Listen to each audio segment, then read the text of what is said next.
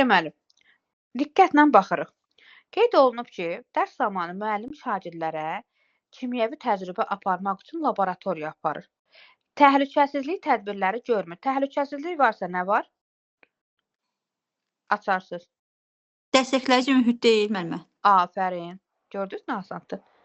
Müəllim təşkil etdiyi nümunəvi dərsdə məktəb direktoru, direktor müavini olur, amma ən hazır cavab uşaqlardan soruşur, qalanları kənarda qalır. Cavab nədir? Bərabər imkanlar yoxdursa. İnklüzivlik. Bəli.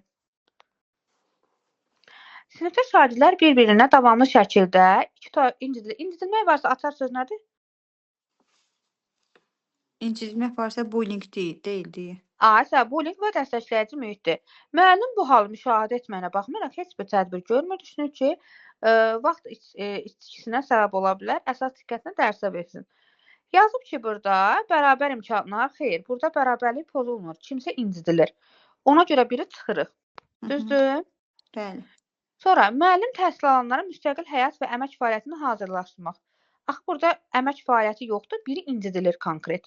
Məntiqlə, düzdür? Bəli. İki də getdi.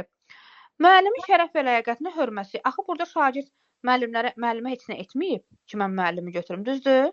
Bəli. Üç də getdi. Pedaqoji stimul vermə deyir, tələbini pozmuşdur. Axı burada nəsə öyrədilmir ki, fəaliyyət olsun. Burada kimsə incidilir. Başlanğıcda incidilir. 3 də yoxdur.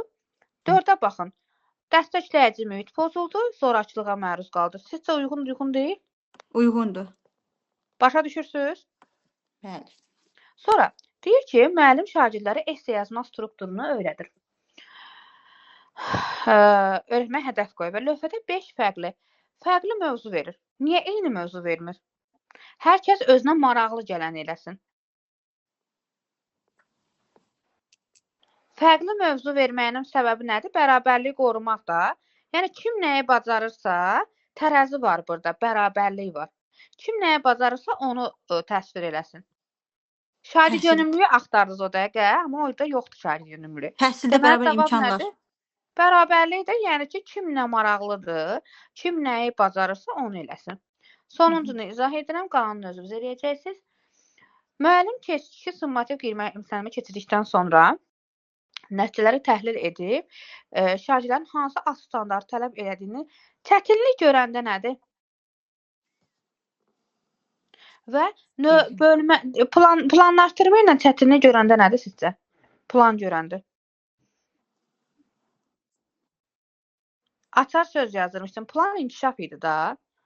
Müəllim keçici summativ qiymətləndirmə yazılır və nəticələri aşağıdır. Çünki çətinlik çəkilər. Müəllim bölməni yaxşı